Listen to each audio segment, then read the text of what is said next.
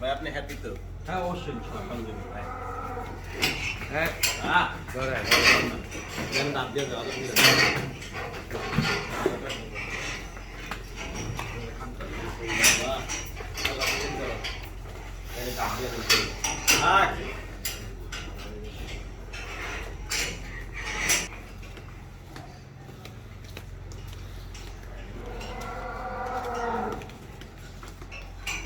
সরকারি গরু রে আল্লাহ কবুল করুন।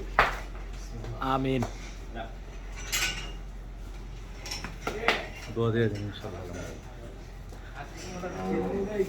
পাগলা